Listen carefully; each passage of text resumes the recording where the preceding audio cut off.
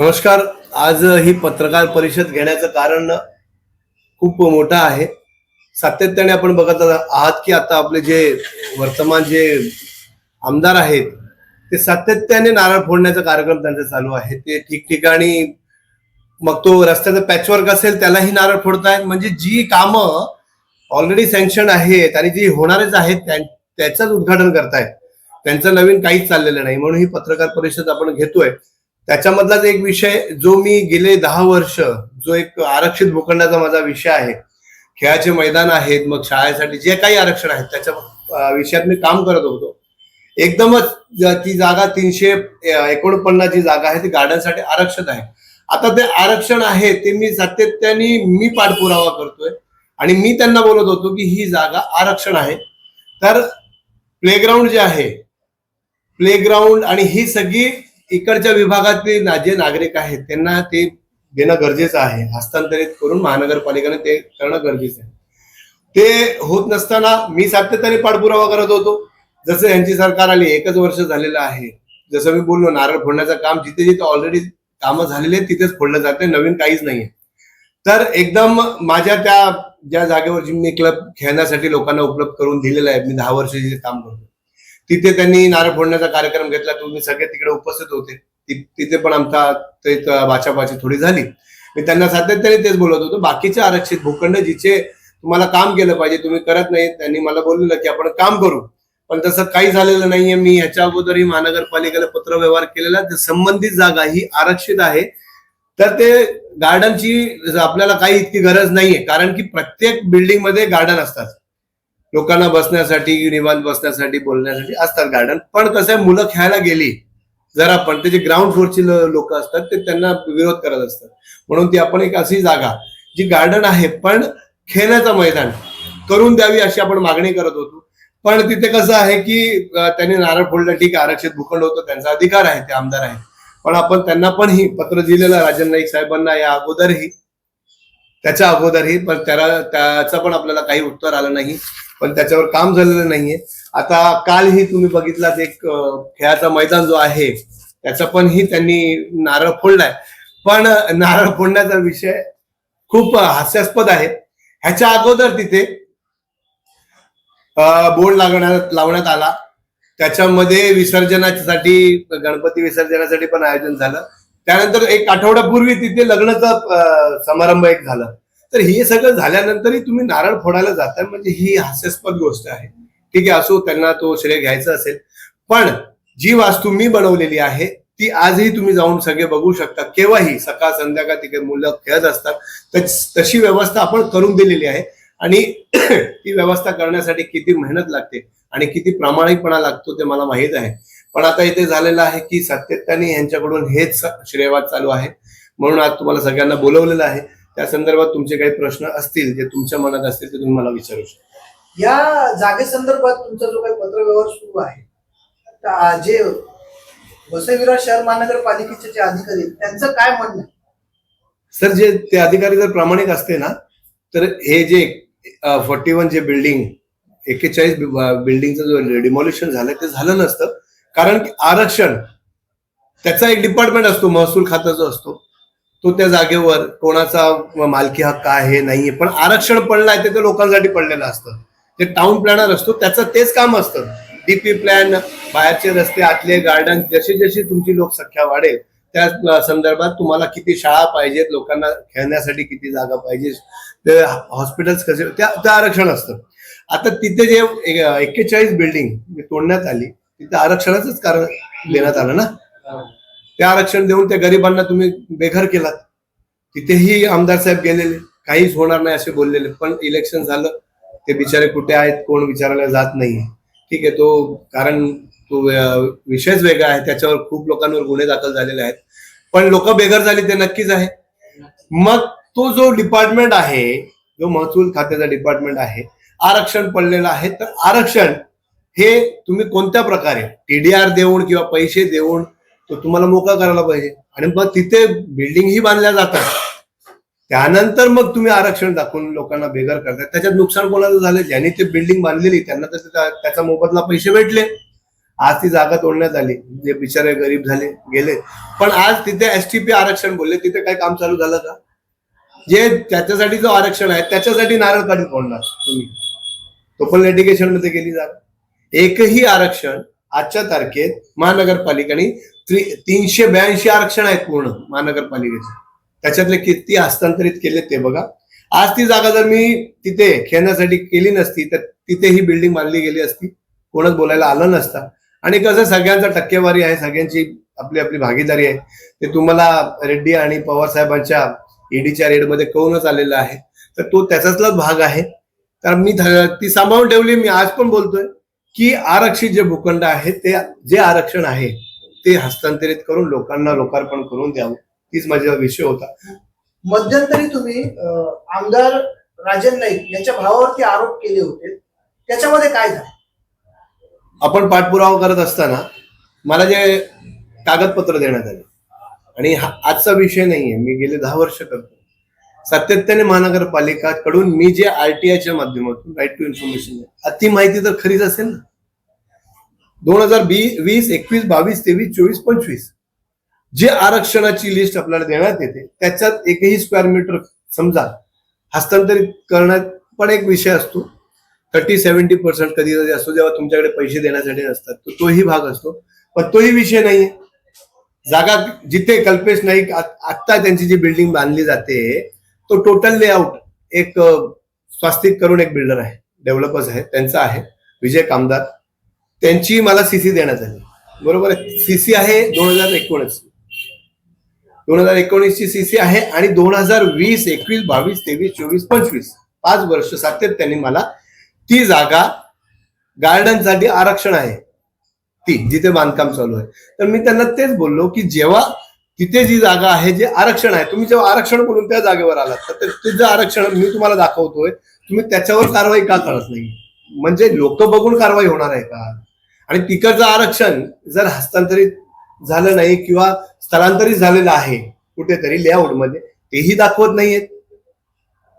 म्हणजे हा कुठे ना कुठे मोठा भ्रष्टाचार. तुम्ही नगर रचना किंवा कोकण विभागाला पत्रव्यवहार केला? बघा, रेड्डी साहेब त्या विषयात आत गेले, कारण की त्यांचा तो सगळा जितका पैसा आहे हेच काम करून आलेलं आहे. पण मला हे बोलायला खूप दुःख वाटतंय की परिवर्तन केलं आम्ही, तुम्हाला आणलंय. आज 35 वर्ष समजा बोलतायत ना की त्यांनी हेच काम केलंय भूमाफिया म्हणून. तुम्ही जेव्हा त्यांना शब्द देत होतात, नाव देत होतात, तर मग तुमचं आणि त्याच्यात काय फरक आहे? आज तुमचा भाऊ तिथे बिल्डिंग बांधतोय कल्पेश नाईक, मी तुम्हाला सातत्याने पत्र व्यवहार करतोय, तुम्हाला पत्र देतोय, तरी तुम्ही त्याच्यावर उत्तर देत नाहीयेत. मग आम्ही अपेक्षा ठेवायची कोणावर? तो भाग आहे. महानगरपालिका रेड्डी साहेब गेले, त्यानंतर नगररचनाकार श्वेता माने आली. त्यांना जेव्हा मी हे विषय बोललो तर ते मला बोलले की 10 वर्ष थांबलात ना साहेब, मला थोडा वेळ द्या. सहाय्यक आयुक्तांना बोललो, सहाय्यक आयुक्त बोलते की हा माझं काम नाही, नगररचनेचं काम आहे. मी सातत्याने फेरफटका मारतोय. मग नंतर बोललं जाते मनसेवाले डायरेक्ट मारतात, शिव्या घालतात, हे घालतात, ते घालतात. मी तर सातत्याने बघा कागदाची हालत काय झाली. तर मनसे काम करते लोकांसाठी आणि तेच माध्यम मी बोललो थोडासा चेंज करूया. आज मला नगररचनेकडे पाठवलं जातं, नगररचनेकडून परत सहाय्यक आयुक्त, मी एक पिऊन सारखं काम करतोय. तिथून आलेली माहिती त्यांना देतोय, इथून आलेली माहिती त्यांना देतो. मला एक पत्रामध्ये त्यांनी लिहून दिलं की त्या ठिकाणी कोणतेही बांधकामचा परवाना देण्यात आलेला नाही, तेही मी पत्र दिलं, तरी त्याच्यावर आजपर्यंत कारवाई नाहीये. श्वेता माने जपानला जाऊन बसलेली आहे, तिकडे स्कायवॉकचं ते निरीक्षण करणार, तिथून मग इतकीच. पण त्यावरती कल्पेश नाईक यांचं असं म्हणणं आहे की तुम्ही जाणीवपूर्वक त्यांना बदनाम करताय, तुम्हाला काहीतरी हेतुपुरस्कृत त्यांना तुम्ही बदनाम करताय. असं असेल तर त्यांनी पण माझ्यासारखं ऑन रेकॉर्ड बोलावं ना. मग त्यांनी कागदपत्र दाखवावं. जी सीसीच्या आधारे ते बोलतायत ती सीसी रेड्डीने दिलेली आहे आणि तो किती मोठा घोळ आहे ते तुम्हाला माहित आहे.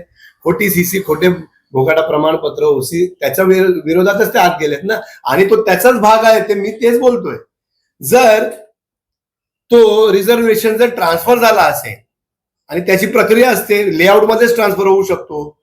जर ते मोजायला गेलो, आजही त्यांच्या पूर्ण लेआउट मध्ये जे दिलेलं आहे त्याच्यामध्ये जे जागा त्यांनी सोडलेली आहे किंवा जे टीडीआर वापरलेलं आहे त्याच्यामध्ये खूप मोठा फरक आहे. जर ट्रान्सफर झाली असेल तर दाखवा. आणि ट्रान्सफर करत असताना मी माझ्या स्थानिक लोकांचा हक्क ट्रान्सफर का करू देऊ? जर गार्डन जिथे आहे तर तिथे गार्डन मला पाहिजे. तुम्ही बोलाल की त्यांनी जाऊन खेळावं टाकी पाडायला किंवा समेल पाडायला, तर नालासोपारातील जे माझ्या इकडचे श्रीप्रस्थाची लोक, यशवंत गौरवची लोक आहेत, त्यांच्यासाठी तो आरक्षण प्लॅन झालेला आहे ना. तर ती जी जागा आरक्षित आहे ती मला पाहिजे. काहीच उत्तर देत नाही. त्यांना तुम्ही विचारा. तुमच्याकडे फक्त सीसीच्या आधारे बोलतात आणि त्याला मी चॅलेंज करतो, ते रेड्डीने दिलेली सीसी आहे. जर झालं असेल तर सविस्तर आणखीन मला पेपर द्या. आज जी जागा आपण मोकळी ठेवलेली आहे, जिथे लोक आजही खेळत आहेत, गार्डन आणि खेळण्याच्या जागेमध्ये खूप मोठा अंतर असतो. तुम्ही गार्डन मध्ये जाऊन क्रिकेट किंवा व्हॉलीबॉल किंवा कबड्डी खेळू शकत नाही. तुमचं असं म्हणणं आहे की तिथे फक्त आणि फक्त खेळाचं मैदान व्हावं. आज ज्या परिस्थितीमध्ये आहे त्या परिस्थितीत ते जागा ठेवावी. त्याला सुसज्ज तुम्हीच महानगरपालिकाने, मी आजपर्यंत माझ्या स्वखर्चाने ते बनवलेलं आहे. मी महानगरपालिकेला वारंवार विनंती करतो पत्राच्या माध्यमातून की जे काही हस्तांतरित करून त्याला एक क्लब सारखं एक स्पोर्ट्स कॉम्प्लेक्स बनवावं, ज्याच्यातून चांगले खेळाडू जातील. आज मला बोला, नारंगी आहे प्लेग्राऊंड, तेही मालकीच्या हक्काचं आहे, तिथे जाऊन खेळू शकत नाही. आपण जीवदानी क्लब बघितला, तोही कोणाच्या अंडरमध्ये माहीत नाहीये, तिथेही जाऊन खेळू शकत. आणि आपली लोक नारंगी किंवा ते विभागाची माझ्या नारंगीला जाऊन खेळू शकत नाही, आपण जीवदानीला जाऊ शकत नाही खेळायला. बरोबर आहे. आपल्याकडे शूरपारक एक मैदान तुम्ही करून दिलेलं आहे. शूरपारक जो मैदान करून दिलेला आहे त्याच्यामध्ये सातत्याने मॅचेस चालतात. त्याचा मेंटेनन्स काय? 0 आहे. मी स्वतः एक खेळाडू आहे, माझा आजच एक फेसबुक इंटरव्ह्यू आला. तिथे जी व्यवस्था आहे ती त्याच सारखी नाहीये जे खेळासाठी असली पाहिजे. तर जेव्हा वास्तू आहे तर त्याला तुम्ही तसं डेव्हलप करावं, निर्माण करावं, तेच माझं म्हणणं आहे. पण तुम्ही आपली जिद्द म्हणून की मी तुमच्या प्लॉटवर गेलोय म्हणून तुम्ही माझ्या जागेवर येताय, ही द्वेष भावनाची असेल तुमची राजनीती, तर मला काही फरक पडत नाहीये. काही लोक इतकं पण बोलली की त्याचा धंदा आहे, त्याची कमाई बंद होणार, तर मी त्यांना बोलीन जेव्हा तुम्ही एक वीट लावता ना त्याचा वीटचा कॉस्ट, कन्स्ट्रक्शन कॉस्ट, हे तुमचा धंदा असेल. संजय मेहरांनी जेव्हा करायला सुरुवात केली तर प्रामाणिक एकच विचार होता मनात.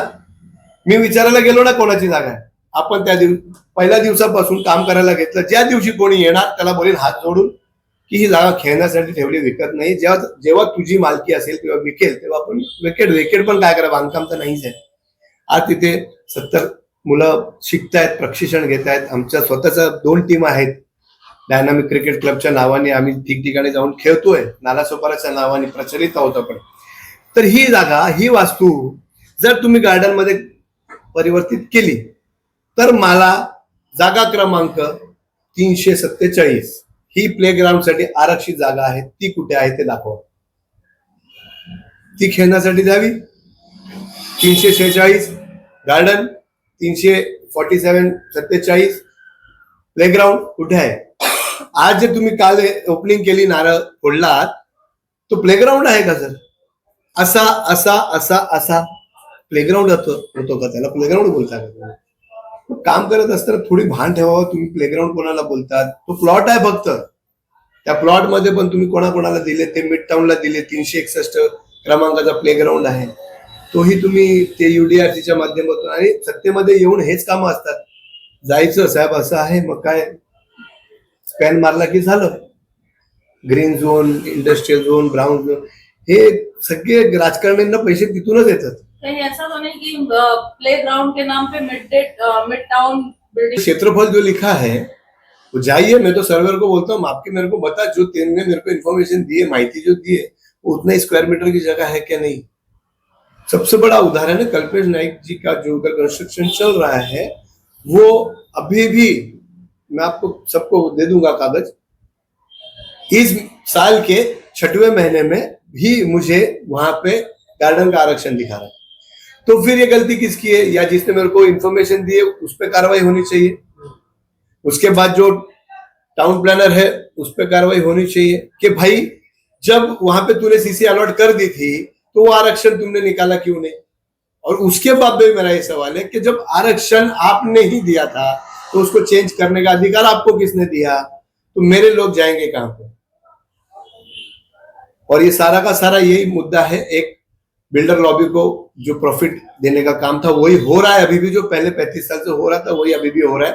कोई नया कुछ नहीं होने वाला है. मैं बोल रहा हूँ ना, जो तुमने बोला ना रेलवे से मैंने ये कर लिया, वो जो ओवर ब्रिज की, मैं जिस दिन आप उसका नारियल फोड़ेंगे ना उस दिन मैं आपके साथ में खड़ा रहूंगा राजेंद्र जी नाइक। आप कुछ नया करिए। रास्ते के मामले में आपने क्या किया, गणेश जी चले गए, नवरात्रि चले गए, दशहरा चले गया, दिवाली चली गई। पहले की सरकार में ऐसा होता था कि रातों रात खड्डे भरे जाते थे कोई भी त्योहार होता तो, मगर आपने क्या बोला, नहीं वो लोग पैचवर्क करते थे, हम इसको पूरा कंक्रीटीकरण करके देंगे। आज क्या हो गया, फिर पैचवर्क हो गया, और उसके लिए भी नारियल फोड़ा जा रहा है। सारी झूठे चीज झूठी चल रहा है। पहली बात तो पहली सरकार थी, बोलती तो नहीं थी, करती थी, कुछ भी करती थी। अब तो तुम बोलते भी हो, करते भी नहीं हो, और जो नहीं करना है वही कर रहे हो। मेरा जी एक सवाल पैदा होता है कि राजन नाइक आमदार है यहाँ के, वो उद्घाटन करने के लिए, और म्युनिसिपल कॉर्पोरेशन की वो जमीन है जिस ग्राउंड की बात आप कर रहे हैं, फिर आप वो राजन नाइक के बहाने कल्पेश नाइक पे निशाना क्यों साधे? सर वो जगह की बात कर रहा हूं मैं, वो जगह गार्डन के लिए आरक्षण है, और वो अगर आपका भाई बांध रहा है तो उसका तो नाम आएगा ना। अगर मेरा बाप बांध रहा होता तो सूरज मेहरा का नाम आता। तो आपने इस संबंध में कुछ पत्र व्यवहार राजन जी नाइक को मैंने दिए हुए। राजन जी नाइक को आरक्षित भूखंड पे आप उसको खाली करवा के बांध के दो। तो वो जो जगह जहाँ पे आपका खुद का भाई कर रहा है वो नहीं देखते हुए आप ऐसी जगह जो खाली, जिसको आज तक मैंने ग्राउंड का स्वरूप में रखा है, आप वहां नारियल फोड़ने आ गए। 10 साल से जो आप उस जगह का रखरखाव कर रहे हैं उसके लिए महानगर पालिका ने आपको किसी तरह का सपोर्ट किया है? कुछ नहीं, किसी ने भी नहीं। किसी तरह का कोई अमाउंट दिया जाता हो महीने के महीने? कुछ नहीं। तो ये जो रखरखाव करते हैं वो किस जरिए से आप करते हैं? जो बच्चे खेलने आते हैं, जो उनसे हम लोग जो भी शुल्क लेते हैं सिखाने का, क्योंकि वहां पे क्यूरेटर है जो पानी मारता है, जो रोलिंग करता है, उसके बाद में हर बारिश के बाद में उसको फिर से हमको जेसीबी लगा के जहां जहां भी, क्योंकि किसी को मना नहीं कर सकते, बारिश के दौर में बच्चे वहां पर फुटबॉल खेलते हैं, तो वो जो भी खड्डे हो जाते हैं, ग्राउंड की व्यवस्था होती है, उसको फिर एक बार सुचारू रूप में लेके आना पड़ता है। तो उसके बाद फिर वहां पे फिर मिट्टी डालनी पड़ती है और रोज उसको पानी डालना पड़ता है। तो वो कुछ लोग हैं वहां पर, उसके बाद कोचेस है जो सिखाते हैं। तो मैं बार बार बोल रहा हूँ, जिसको ऐसा लगता है मेरी कमाई वहां से है तो आप अपना अकाउंटेंट वहां पर भेज दीजिए, मैं सारे लोगों को खड़ा कर दूंगा।